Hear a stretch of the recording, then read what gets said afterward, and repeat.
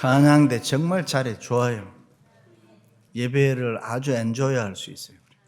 2부 예배 오르신 여러분, 성령의 기름 부음이 충만해서 주님을 만날 수 있기를 바라고, 말씀을 들으면서 여러분의 영혼이 기쁨으로 춤출 수 있기를 바랍니다.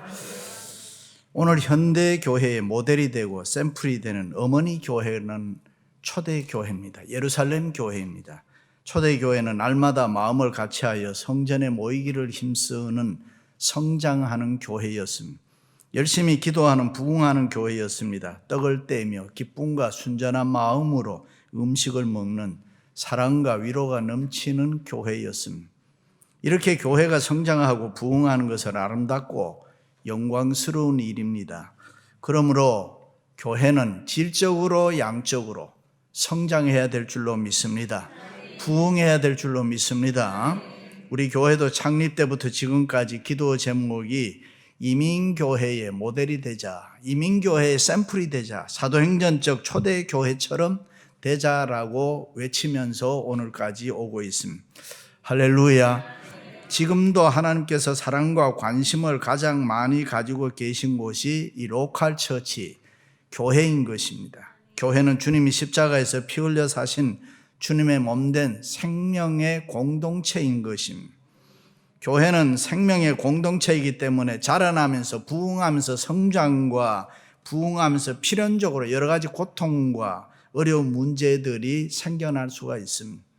그럴 때 교회가 그것을 잘 극복하면 하지 못하면 교회는 심각한 상처를 받게 되는 것입니다. 그러나 그것을 지혜롭게 잘 극복하면 더 좋은 교회, 하나님께 사랑받는 교회가 되는 것입니다. 믿습니까? 오늘날 교회 안에는 목사도 있고 장로, 권사, 집사, 평신도 등 교회 다니는 사람에게 다양한 호칭들, 명칭들이 많이 있습니다. 초대교회는 그렇다면 어떻게 했을까요? 초대교회 안에는 예수 믿는 사람들의 명칭을 살펴보면 세 가지밖에 없습니다. 사도, 제자들, 그리고 무리들이라. 직분을 초월해서 보면은 그때나 지금이나 신자, 성도, 제자, 그리스도인들이 있습니다. 초대교회 당시에 특별히 폴라인 에피슬, 우리 바울 서신을 보면은 성도라는 말이 제일 많이 나옵니다. 그러나 교회 시작과 더불어 초대교회 역사가 기록된 사도행전에서는 이 성도라는 말이 처음엔 나오지를 않습니다. 사도행전 중반부에서부터 성도라는 말이 나오고 사도행전 초반에는 시작될 때는 제자라는 말이 많이 나옵니다. 그렇다면 교회가 시작될 초대교회에서는 이 제자라는 말을 가장 많이 사용한 것 같습니다. 제자는 뭡니까? 제자는 학생과는 다릅니다. 선생님으로부터 어떤 특정한 지식을 배운다는 것은 제자와 학생은 같은 의미일 수 있습니다. 그러나 초대교회에서 사용했던 제자의 뜻과 오늘날 사용하는 제자와 학생의 뜻은 완전히 다른 것입니다. 제자는 학교 시간에서만 배우는 것이 아니라 선생님과 함께 먹고 마시며 동고동락하면서 배우는 사람을 제자라. 선생님과 함께 살면서 선생님의 삶을 직접 보고 듣고 배우고 따르고 마침내 그 선생님을 닮아가는 사람을 제자입니다. 다시 말해서 제자는 단순한 지식만이 아니라 생활로 배우는 사람입니다. 그때 제자들은 주님을 위해서 목숨을 건 사람들입니다. 할렐루야. 복음서를 보면은 예수님이 기적과 이적을 행하고 좋은 말씀을 가르치니까 주변에는 언제나 많은 사람들이 몰려다녔습니다. 자연히 초대교회 안에는 제자들과 무리들이 함께 교회를 섬겼습니다. 제자들과 무리들의 공통점은 예수 믿는다는 것, 그리고 예수님을 직접 옆에서 보고 따라다니는 사람들입니다. 그런데 제자들과 무리는 다른 점이 너무나도 많이 있습니다. 무리들은 자기의 유익이 되면 따르고 순종했습니다. 그러나 그렇지 않으면 불순종하고 교회에서 세상 쪽으로 빠져나갔습니다.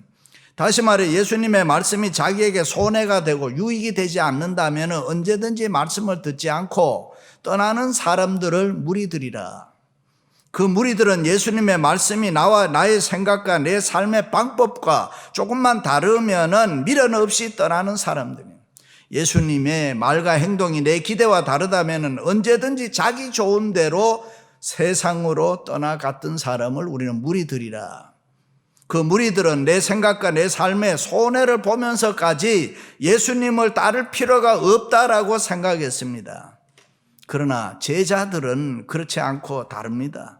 때로는 예수님의 말씀을 들었을 때 내 생각에 이해가 잘 안 돼요. 내 생각과 달라서 고민합니다. 예수님의 말씀을 들으면 때로는 내 삶과 갈등이 생깁니다. 예수님의 말씀을 들으면서 순종해야 되는데 내 생각과 내 행동과 함께 부딪힐 때에 마음이 아프고 괴롭습니다. 그렇다고 하더라도 이 믿음을 가지고, 예수님을 믿는 믿음을 가지고 말씀이 옳은 줄 알아 그것을 끌어안고 몸부림치면서 자기를 죽이면서 따르는 사람들을 제자들이라 그랬습니다. 그러니까 무조건 예수님의 말씀을 아멘과 순종으로 받아들이는 사람이 제자들입니다. 그리고 내 삶의 모든 오너십과 결정권을 이 예수님께 완전히 위탁해 드리는 것입니다. 제자들이란 예수님의 말씀 앞에 내 삶을 쳐서 복종하며 무조건 순종하는 것입니다. 그러므로 제자들에게 있어서는 그 삶의 모든 주인이 언제나 예수님입니다. 그러나 무리들에게 있어서는 주인은 언제나 나 자신인 것입니다. 그런데 안타까운 것은 오늘날 교회의 모습을 보면은 예수님이 중심이 아니라 우리들일 때가 많이 있습니다. 예수님의 말씀이 교회를 통치하는 신본주의가 아니라 사람들이 교회를 지배하는 인본주의가 되었습니다. 그러다 보니까 교회의 모든 것이, 교회의 모든 스탠다드 표준이 사람 중심이고 세상적이 됐습니다. 그래서 그저 사람만 많으면 모아지면 된다라고 생각합니다. 어떻게 하더라도 헌금만 많이 걷어지고 세상과 짝하여 적당히 살아도 교회 생활을 해도 괜찮다라고 생각을 합니다. 다시 말해 오늘날 교회 안에는 자기 유익을 구하는 무리들이 많다는 것입니다. 그러나 무리들은 수천 명이 모이고 수만 명이 모인다고 하더라도 실제로 절대로 좋은 교회, 하나님이 원하는, 하나님의 사랑을 받는 마음에 드는 교회는 만들 수가 없습니다. 어떤 갤럽에 보니까 오늘날 사람들이 가장 좋아하는 교회, 선호하는 교회는 어떤 교회냐고 물었습니다. 그렇다면 부담 주지 않는 교회라 그렇게 답을 했어요. 편히 부담 없이 설교 들을 수 있고 헌금도 부담 없고 봉사, 헌신 뭐 필요 없이 그냥 나 혼자만 교회 편하게 다니는 교회라 그랬습니다. 여러분들은 어떻게 생각하세요? 그런데 중요한 것은 그런 교회는 세상에 영향을 끼칠 수가 없습니다. 교회나 아무리 적은 수라고 할지라도 예수님께 철저하게 헌신된 제자들이 많아야 되는 것입니다. 그래야 세상을 변화시킬 수 있습니다. 그러므로 좋은 교회는 초대교회처럼 예수님께 헌신된 제자들이 많이 모여야 되는 것입니다. 초대교회처럼 예수님께 헌신한 자들이 많은 교회, 예수님을 따르는 제자들은 예수님이 나의 왕이라고 가감없이 정의를 내놓습니다. 예수님이 나의 주인 되심을 분명하게 인정하는 것입니다. 내가 어떤 손해를 감수하더라도 내 삶의 주도권을 나는 예수님께 드리고 산다. 그리고 그 앞에 내가 철저히 순복하는 것입니다. 그럴 때에 교회가 살아나는 것입니다. 그럴 때 교회가 생명이 풍성하고 건강한 교회가 되는 것입니다. 할렐루야. 일찍이 주님께서 너희 몸을 하나님이 기뻐하시는 거룩한 산 제사로 드리라. 이것이 너희가 드릴 영적 예배니라. 너희는 이 세대를 본받지 말고 하나님의 선하시고 기뻐하시고 온전하신 뜻이 무엇인지 분별하도록 하라. 다시 말해 예배는 죽은 제사가 아니라 산 제사로 드리라. 오늘 또 산 제사의 예배가 되기를 바랍니다. 교회는 이 세상 본받지 말라. 이 세상을 따르지도 말라는 것입니다. 이 세상의 더럽고 추한 모습들을 가감하게 너가 거절하라는 것입니다. 나쁜 풍조를 따르면 안 된다는 것입니다. 오직 예수님만 따르기로 결정하고 살아라. 할렐루야. 하나님을 대적하는 이 세상의 문화들을 성경은 엄연히 죄다 그렇게 이야기합니다. 그러므로 이 세상을 다르게 사는 힘이 필요하고 용기가 필요하고, 할렐루야. 그렇습니다. 우리는 이 세상과 더불어 살아갑니다. 그러나 분명한 것은 우리는 하나님께 속한 사람들이지 이 세상에 속한 사람들은 아닙니다. 그러므로 우리는 부패하고 타락한 세상은 내 삶에서 거부해야 됩니다. 내 삶 속에서 이 세상을 몰아내야 되는 것입니다. 그렇지 않으면 우리가 당하는 것입니다. 우리가 잡히는 것입니다. 우리가 세상을 따라가 세속화되면은 소망이 없습니다. 이미 교회 안에 들어와 있는 이 세상의 타락한 문화들, 부패한 요소들, 우리가 힘을 합쳐서 거부하고 밀어내야 되는 것입니다. 세상은 하나님을 두려워하지 않기 때문에 하나님을 공공연히 대적합니다. 그러므로 하나님을 대적하는 그 높아진 이방 문화들을 우리가 힘을 합쳐서 교회에서 거부하고 밀어내야 합니다. 우리 모두 함께 거룩과 경건의 힘으로 단호히 물리쳐야 되는 것입니다. 좋아해서도 안 되는 것입니다. 그래야 우리는 주님이 다스리는 이 복음화를 이룰 수 있는 것입니다. 우리는 비록 이 세상에 살지만 이 세상에 속한 자들 아닙니다. 그러므로 우리는 절대로 망하지 않습니다. 상상을 초월하는 분명한 축복이 우리에게 있습니다. 우리는 그것을 누리면서 살아야 되는 것입니다. 할렐루야. 초대교회에 보면은 예수님을 따르며 때로는 생명의 위협에 처하면서도 말씀을 지킨 자들이 많이 있습니다. 베드로, 요한, 바울, 빌립, 스데반 등 참으로 많이 있습니다. 그들은 장로도 아니고 요즘 말로 하면 권사도 아니고 목사도 아닙니다. 쉬운 말로 하면 그냥 성도들입니다. 그러나 그들이 교회에 미친 영향은 2000년이 지나도록 오늘까지 상상을 초월합니다. 스데반의 죽음으로 초대교회 지각 변동이 일어났습니다. 교회 역사가 바뀌었습니다. 교회 이미지가 달라지면서 이방의 최초의 교회를 세우게 되는 것입니다. 그런데 사도행전을 계속해서 보면 초대교회의 사도와 성도들은 핍박을 많이 받았습니다. 때로는 수치를 당하고 때로는 얻어맞고 옥에 갇히기도 했습니다. 그럴 때마다 저들은 오직 믿음으로 하나님의 능력의 도우심을 구하면서 살았습니다. 하나님의 은혜를 구했습니다. 예수 믿는 믿음으로 함께 똘똘 뭉쳐서 고난을 이겨나갔습니다. 그들은 한마음 한뜻이었습니다. 할렐루야. 예수님의 이름을 높이고 서로 사랑하고 격려하고 위로하는 그런 좋은 교회였습니다. 그런데 이번에는 사탄이 새로운 술책을 씁니다. 그것은 외부로부터 오는 핍박이 아니라 환난이 아니라 내부에서 일어나는 원망과 불평인 것입니다. 그때 제자가 더 많아졌는데 헬라파 유대인들이 자기의 과부들이 매일의 구제에 빠짐으로 히브리파 사람들을 원망하니, 성도가 많아지고 교회가 부흥하는 것은 분명 아름답고 좋은 일이라고 했습니다. 그때에 원망과 불평이 생겼다는 것은 안타까운 일입니다. 초대교회 안에 교인이 늘어나면서 사랑에 관심에서 멀어지는 소외계층이 생겼다, 그 말입니다. 그것은 다름이 아니라 헬라파 유대인들이 자기의 가부들이 구제 대상에서 빠짐으로 히브리파 사람들, 유대인들을 원망하고 불평했다. 보통 주이시들을 하면은 훌륭한 점이 참 많습니다. 도네이션 하면 주이시들을 따라갈 수가 없죠. 우리가 하는 레가시도 주이시들이 시작한 거예요. 특별히 그들은 가난한 이웃에 대한 이 구제 운동을 잘합니다. 그래서 그 당시 유대교로부터 내려오는 구제를 위해 두 가지 아름다운 행사가 있었는데 그 하나가 쿠파라는 구제 운동이고 하나는 탐무이라는 이 구제 사업입니다. 그런데 지금 초대교회가 유대교 회당을 빌려서 예배를 드리면서 유대교의 아름다운 그 구제 간섭을 그대로 아마 계승했던 것 같습니다. 그리고 구제는 성경이 가르치는 중요한 교훈이므로 초대교회에도 착실하게 아마 이것을 순종했던 것 같습니다. 그런데 그만 그 분배 과정에서 원망이 일어나고 불평이 일어나고 시비가 붙었습니다. 그 당시에 초대교회 출석하는 교우들은 100%가 다 유대인들입니다. 이방인 하나도 없습니다. 그런데 교인들을 크게 나누면 두 부류의 사람으로 나눌 수가 있었다. 한 그룹은 나면서부터 한 번도 유대 땅을 떠나본 적이 없는 유대인들입니다. 아람어를 사용하는 소위 토박이들인데 그들을 히브리파 유대인들이라 그렇게 불렀습니다. 다른 한 그룹은 유대 땅을 떠나서 이민자인 우리들처럼 이국 땅에서 살다가 디아스포라로 살다가 그 당시 세계 문화를 주도한 로마 문화에 익숙한 사람들입니다. 이들은 자기 모국어도 잘 할 줄을 서툴고 그 당시 세계 공통어인 코인의 그릭, 헬라어를 사용하는, 요즘으로 말하면 세계 공통어인 영어를 사용했다, 그 말입니다. 그들을 헬라파 유대인들이라 그렇게 불렀습니다. 그들은 외국에 살다가 유월절이라든가 오순절이라든가 어떤 명절을 지키려 예루살렘에 왔다가 복음을 듣고 그리스도 안에 그리스도인이 되어서 그냥 예루살렘에 주저앉아서 함께 살면서 예배를 드린 사람.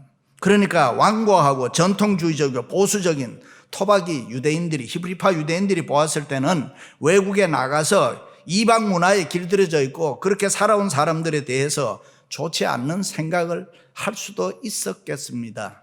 우리는 그렇게 생각을 합니다. 다시 말해서 한 예수 그리스도를 믿고 한 교회 한 믿음의 공동체가 되었음에도 불구하고 그들 사이에는 약간의 갈등이 있었다, 그 말입니다. 그것이 구제 분배 과정에서 나타난 것입니다. 우리는 사실은 성경을 보아서는 사실 여부를 잘 알지는 못합니다. 그러나 분명한 것은 이후에 어찌됐건 초대교회의 시험은 아주 시시한 데서 발달됐다는 것입니다. 그렇습니다. 믿음 좋은 사람이 따로 없습니다. 믿음의 세계에서 세상적으로 넘어가는 건 아주 순간적입니다.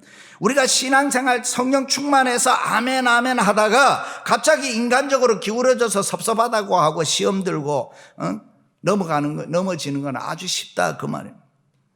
그렇습니다. 사랑과 은혜가 충만한 초대교회 안에서 누가 더 대접을 받느냐 아니면 그렇지 못하느냐, 그게 뭐 그렇게 중요했겠습니까? 누가 조금 덜 먹으면 어떻고 또 조금 더 먹으면 어땠냐, 그런 은혜로운 교회인데. 근데 지금까지 초대교회는 수많은 환난과 밖으로부터 핍박과 여러 가지 어려운 상황 가운데서도 아름답게 성장하고 부흥하고 서로 손에 손을 잡고 살아나가는 그런 아름다운 교회 아닙니까? 그런데 어처구니 없이 원망과 불평이 일어났습니다. 이민교회도 따지고 보면은 교회에서 누가 좀 더 많은 주도권을 가지고 가느냐, 그런 사소한 욕심 때문에, 인간적인 욕심 때문에 시험 들 때가 많이 있습니다. 그렇습니다. 우리가 섬기는 교회는 예수님의 몸입니다. 예수님이 피 흘려 사신 공동체인 것입니다. 그러므로 교회의 주인은 주님이십니다. 교회의 오너십과 통치권은 주님이 잡고 계시는 것입니다. 이것을 우리가 신앙생활하면서 잠시라도 잊으면 안 되는 것입니다. 옛날 교인이면 어떻고 새로 지금 막 나온 교인이면 어떻습니까? 사람이 모여 사는 곳에 어떻게 원망과 불평이 없겠습니까? 어디 완전한 지상의 교회가 있겠습니까?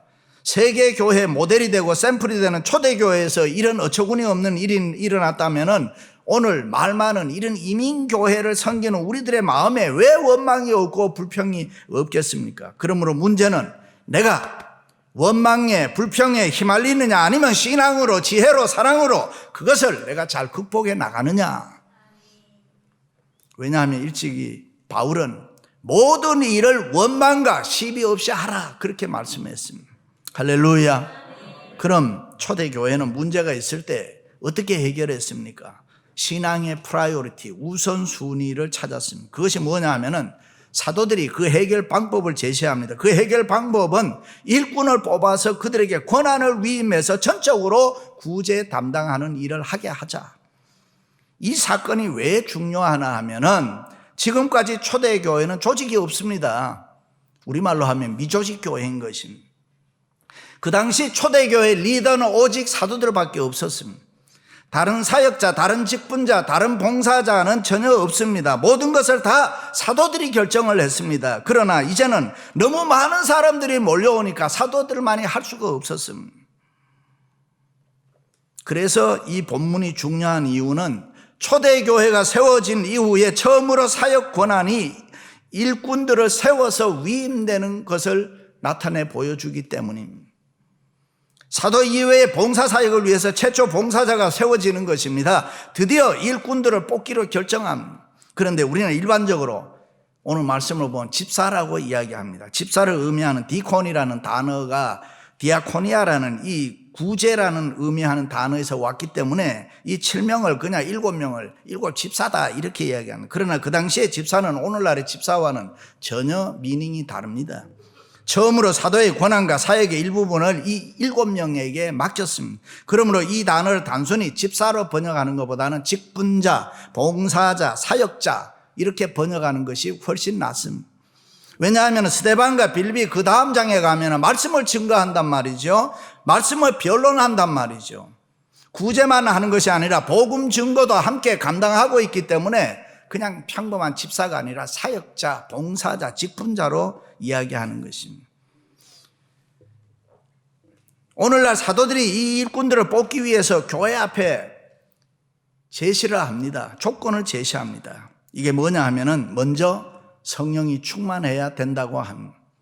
보통 우리는 일만 잘하면 되지 않느냐, 똑똑하기만 하면 되지 않느냐, 뭐 힘만 있으면 되지 않느냐 그렇게 생각하는데 초대교회는 일꾼을 뽑을 때에 가장 먼저 중요하게 본 것이 성령 충만이에요. 성령은 진리의 영이기 때문에 말씀에 대한 통찰력과 해박한 지식이 있어야 된다. 성경을 잘 알고 있어야 된다 그 말이죠. 그래서 성령 충만한 삶에는 그 열매가 누가 뭐라고 하지 않아도 저절로 열린다.